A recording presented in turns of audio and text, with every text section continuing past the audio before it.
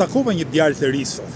Kishte mbaruar studimet për mësuesi, një po i pamundur për të çarë në profesionin e vet, për të punuar në profesionin e vet. Ishte detyruar të shndërrohej në punëtor ndërtimi. E me njëherë pas takimit me të, si për rastësi, hapa celularin dhe lexoj dy lajme.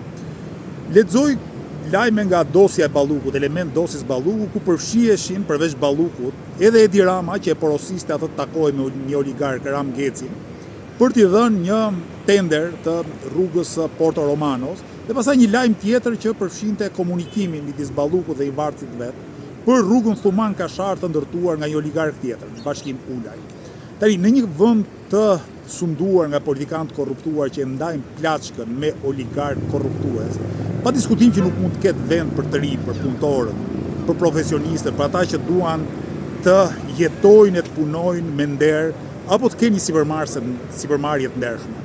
Prandaj është vërtet jetike që ne t'i kundërvijemi korrupsionit, të korruptuarve dhe korruptuesve. Unë jam shumë krenar që bëj pjesë në lëvizjen bashkë, që është vetëm lëvizje që nuk kursen askënd dhe thot vërtetën e plot.